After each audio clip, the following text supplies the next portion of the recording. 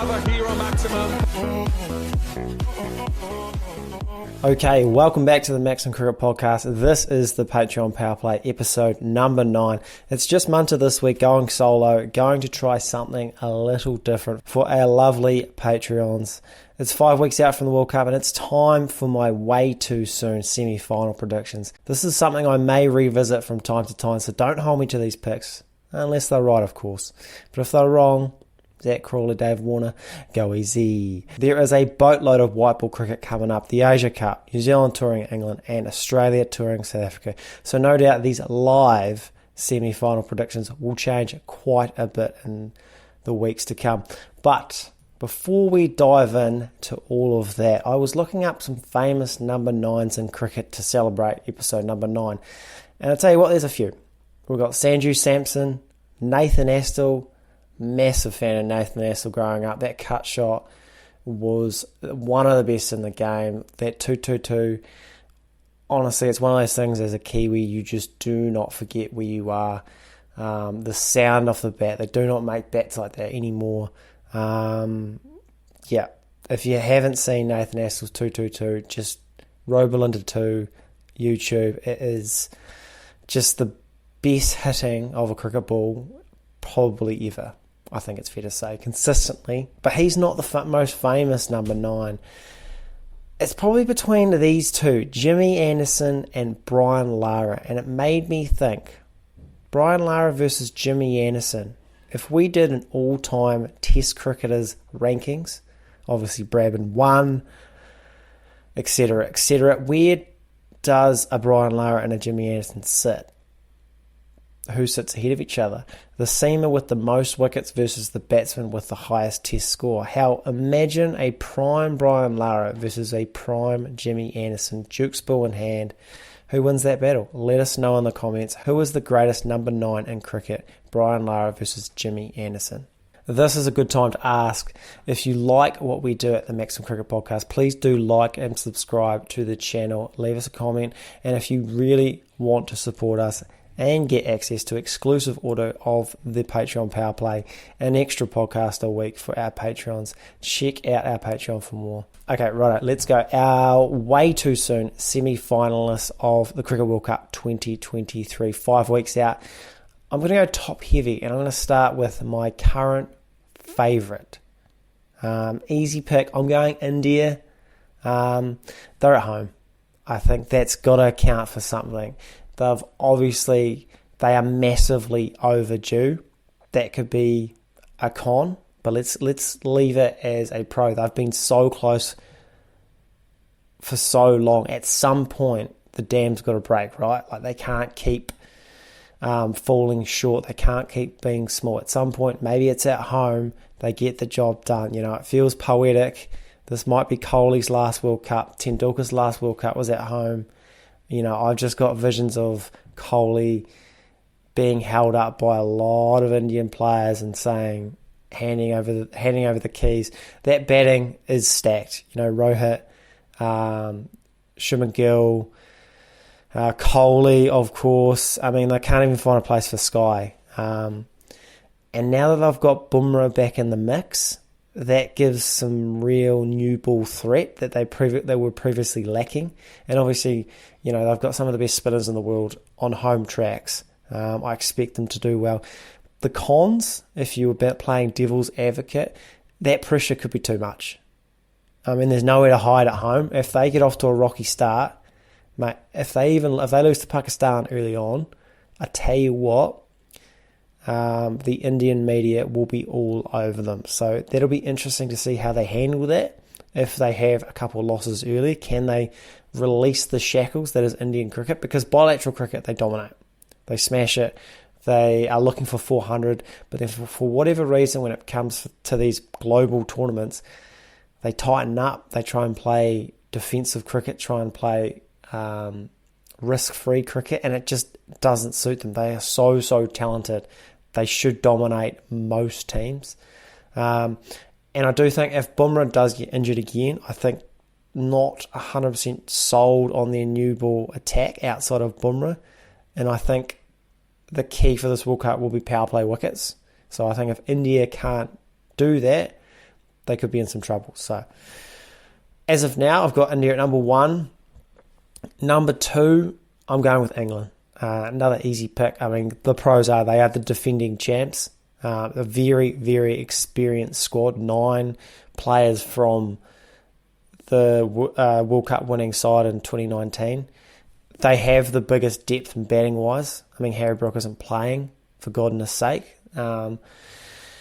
So it's not, and they just, the ball striking, like it's going to be very difficult to keep them down. You might nick out a few, but more than likely someone is going to get going. And I think that's what scares oppositions, because they just keep going. They're also quite a smart and analytical side. We saw that in the T20 World Cup. Like, their bowling attack it isn't amazing, but they just get the best out of it through just setting good fields, bowling the right balls, understanding the strengths and weaknesses of the oppositions. And obviously Josh Buttler has taken over the ranks quite well. The cons for me, though, why I haven't got them 1, and I think if Archer isn't going to play, I feel like that bowling just doesn't have that raw X factor to sort of rip apart attacks if they need it, especially at the top. Could be proven wrong. And I'm not completely sold on their spinners. Obviously, Adil Rashid is world class, and I think he's going to be huge. But I'm just wondering how many overs they're actually going to get out of Moen and Livingston. I don't think Moen is the player he was 4 years ago. Livingston is very untested. He was very good today in the T20 with a bit of spin. So I think if those two can get it together, that makes this side very, very dangerous. And there's a lot of whispers around Harry Brook playing and not playing. And I think that creates a bit of tension in the side. They haven't sort of named their squad. They've sort of named their squad, but for some reason Harry Brook still might come. There was a press conference with Josh Buttler where he sort of felt like he might come back in, which is an odd message to send to the rest of the group. So will they regret Harry Brook? I don't know. Watch that space. Number 3 at the moment, and they are really starting to push their case to be the favourite, depending on how this Asia Cup goes. I've got Pakistan. Obvious pro, number 1 ODI team in the world. To be fair, they're really the only team that has been playing one days, but I will say that top order is pretty special. Like, when you've got 3 guys in the top 5 one-day rankings, that's not nothing, especially when one of them is Babar Azam, averaging almost 60. I mean, I think it's pretty definitive he is the best one-day batter in the world right now. I don't think that's too much for an argument. 19 tons in about 100 games is ridiculous. And then you add in Fakhar Zaman and Amor Haq. I think those two are really making a lot of runs.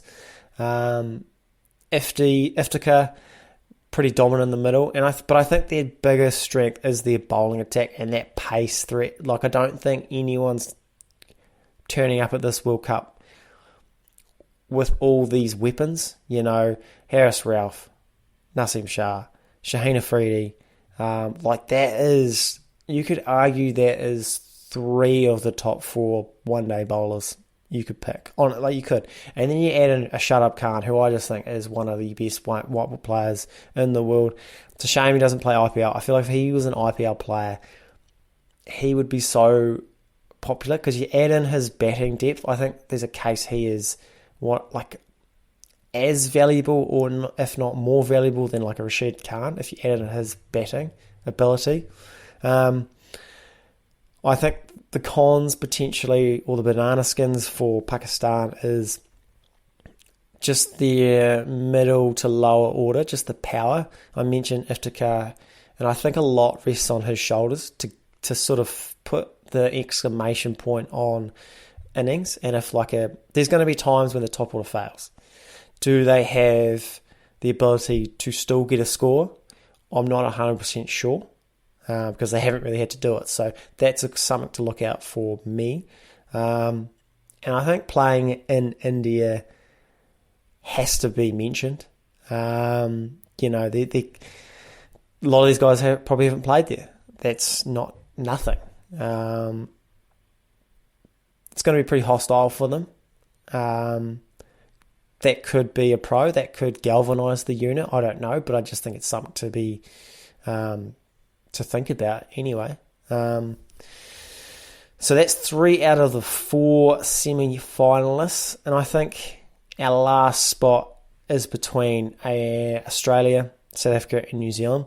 I do apologise to the other sides. I will look at those squads as we get closer to the World Cup, but I can't see any of those sides touching a semi-final spot. Sue me. And instead of picking our semi-finalists, I'm going to rule out teams first. So I'm going to rule out your 6th, your 5th, and then I'll get to our semi-finalists. So let's rule out South Africa first. And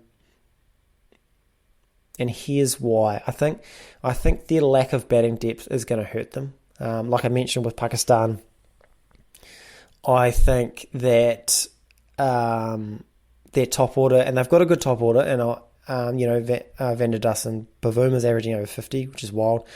Klaassen to Cock, it's a good top order, but there's every chance that they fail. They don't have the track record that Pakistan have, and we've seen in other World Cups where they'll have Janssen as high as 7, and they'll play that extra bowler, and I just don't think you can get away with that in a 50-over World Cup. I think there's going to be so many times where you lose 2-3 wickets in that power play, and you need depth, and I'm not convinced South Africa has it. They also hate a World Cup. I talked about India being due. South Africa's overdue, where it's just not going to work, okay? And they don't really have the side to do it. I mean, today, I know it's a T20, but to lose by 120 at home to a second-string Australian side, that is very poor. They were very average. One thing, conceding 220 to get bowled out for 110 is, there's no real answer as to why that might happen. So you could argue they're ahead of New Zealand or Australia. I think if they're bowling, because they're pros, their fast bowlers are as good, like Janssen, Nortje, Rabada. If they get hot, they get running, and they've got decent spinners. Shamsi, Maharaj, I'm not sure if he's playing, but if they get a good roll on, then potentially that might sort of subsidise that poor batting. But if it doesn't, and I don't think they have the track record that like a Pakistan. Because Pakistan, their bowling is so good and their top order is so good that it kind of evens out that short batting lineup. But South Africa, I'm not convinced it does. Sorry. I'm going to have New Zealand slightly ahead of South Africa. I could be biased, but I feel like I'm pretty harsh on New Zealand at times. I think the pros is its experience. These guys have been together for with this. There could be some of these guys will be their 4th World Cup. That is ODI World Cup. That is these T20s all through that. So they are at this point a really good tournament team, and I think generally a New Zealand side, they don't really make big mistakes. They're quite safe, and that's probably why they're not going to win the thing. I don't think they have the ceiling that an India, a Pakistan, and England have. But I think what they will do is be consistent.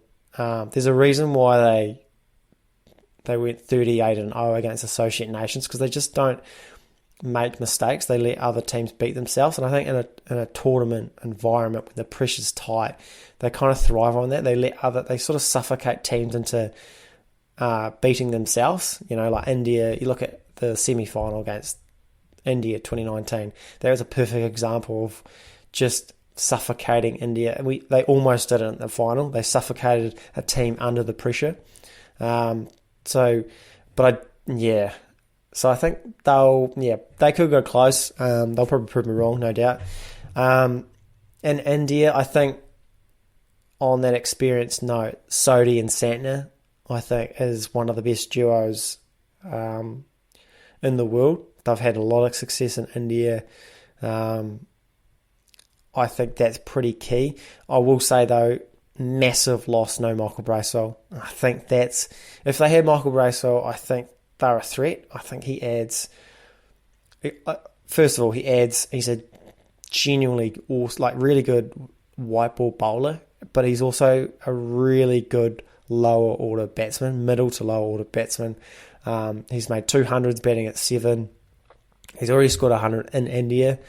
And I think because him batting at 6 or 7 just adds a depth that we don't really have at the moment, because there's a potential that Sant is going to bat 7, where he's almost like too good for an 8 but not good enough for a 7. So that worries me a little bit. The other issue with that batting depth is you've got issues at the top, question marks I should say. We don't know if Kane's going to be there. There's a good chance he will be there, but even if he is there, there's no guarantee that we're getting peak Kane, like 2019 Kane. I think that would be too much to ask for someone that's gone through this sort of injury. And obviously, the Finn Allen question mark is still to be answered. Is he going to be opening? I don't know. And even if he isn't, then you've got to bring in someone like a Will Young, who is sort of unproven at that level. So if the top order isn't getting away to a good start and they're losing wickets, plus you don't have a lot of batting depth, you're relying on your bowling attack, which it is good, but it is aging. It's not elite like Pakistan or perhaps South Africa. So, and it's in India, so you're not, like Bolt's obviously he's massively key. He's massively key. They're going to need his new ball wickets. Matt Henry's very good new ball. The third bowler is going to be pretty interesting, whether they go Milne, Ferguson, Southees, a bit hit or miss at that level. Not that level, sorry, at that format. So I'm not optimistic about New Zealand's chances, but I do think they're a chance. Okay. So with that being said, I think it's pretty obvious now that Australia will be 4th place on our first ever live semi-finalist power rankings. The pros for Australia, it's just they're like New Zealand at a tournament, but they're better. You know, they've got a long track record. I think they generally show up at these tournaments. I like their bowling. When you Stark, the most wickets at the last 2 World Cups. Adam Zampa is very good. Josh Hazlewood, the number 1 ODI bowler in the world. Paddy Cummins, probably, he's going to be skipper, which is something. So look out for him to have a big performance. And also, I think their batting has a lot of power. I don't know if they play ODI cricket to the standard that India and England do, but I think they have the ability to get to that level. I think they've got a lot of class. They don't play a lot of one-day cricket, so that's a bit of a con. And if it does turn, can they play spin bowling at an elite level? I'm not too sure. So I think that's our semi-finalists. At the moment, we've got India, England, Pakistan and Australia. Let us know in the comments if you agree with these rankings. Even better, if you don't, please feel free to crucify me in the comments as well. Just comment away. But that's me. Hope you enjoyed this format. Hopefully we'll have the boys back next week. Thank you for listening or watching the Patreon Power Play on the Maximum Cricket Podcast. Like and subscribe, and I will catch you all next week.